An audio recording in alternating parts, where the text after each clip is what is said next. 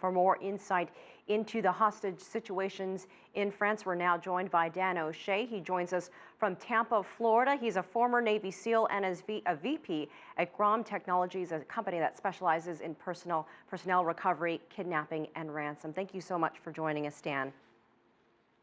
Thank you.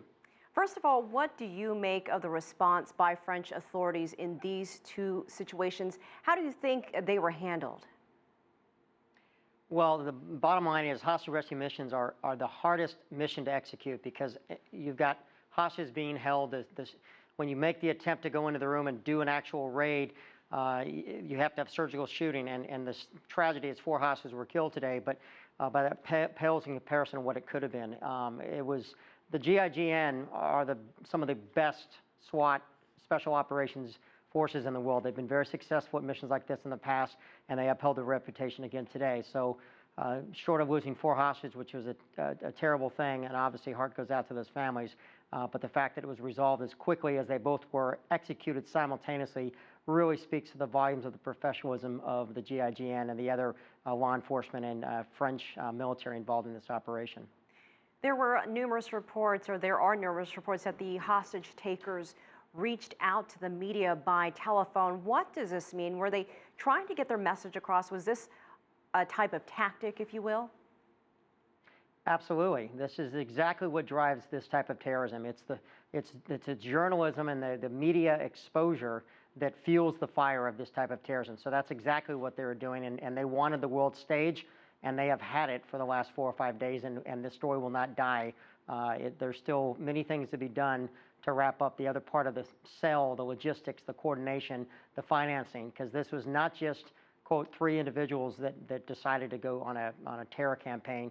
They had support, and that support needs to be rooted out to prevent a future attempt, a future style attack like we saw here in Paris. Well, I want to ask you about that style that you mentioned. Do you think there's a rise in hostage taking? We saw that situation in Australia recently in that cafe.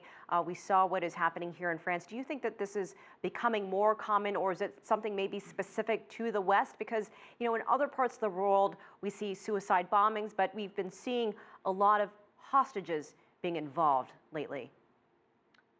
Well, absolutely. Hostage kidnapping is one of the oldest forms of terrorism that goes back thousands of years. But in recent time, kidnapping has become how terrorist organizations like Al-Qaeda and others like that affiliated with them, this is how they negotiate with the West. I mean, the past 6 months, we've had Boko Haram affiliated with Al-Qaeda in ideology, capturing 260 girls. Those girls are still missing today. That shocked the news world headlines for about a week, and then it died off, but those girls are still missing.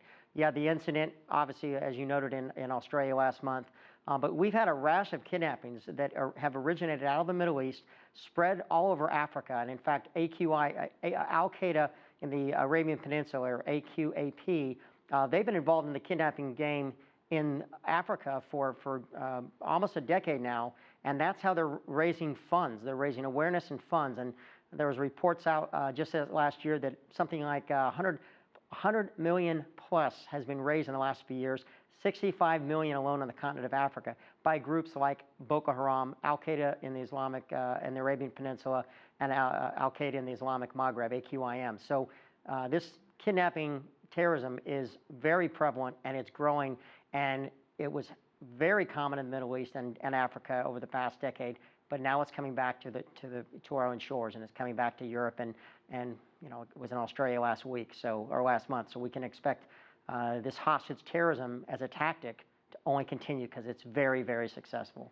So how would you advise government? So we can't forget about some of the hostages taken by ISIL being held for ransom or being used as pawns. A lot of governments don't want to deal with negotiating, but in general, what would you advise various agencies? Is this evolving? How should it be treated?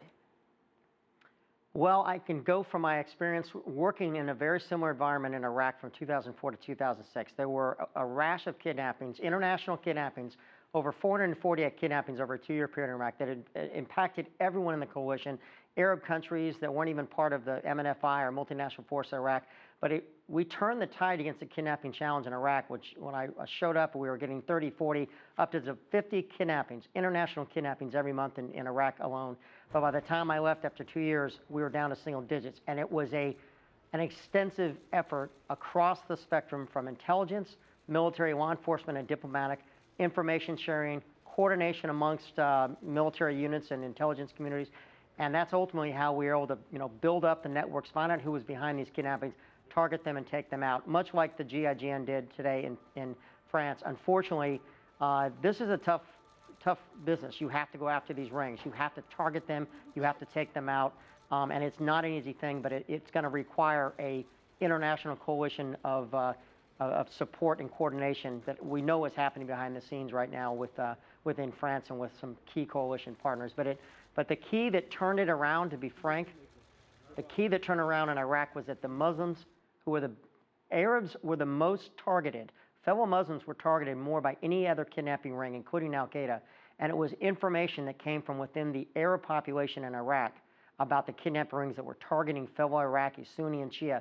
That is ultimately what broke the back of the kidnapping rings in Iraq, because people in Iraq, the Iraqis themselves, were so fed up with this kidnapping tactic. So the real solution to these future attacks are going to come from within the Arab communities in Paris, in London, in the United States, and elsewhere.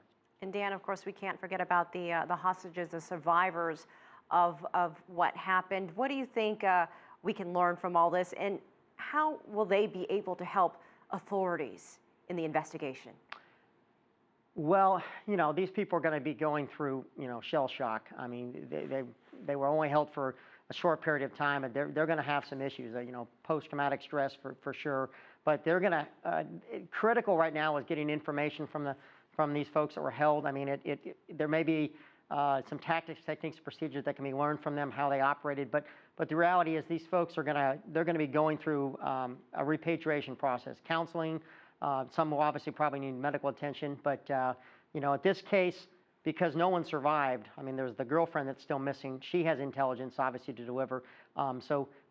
But again, as I stated earlier, this was not just 4 individuals, or I should say 3, directly involved in this.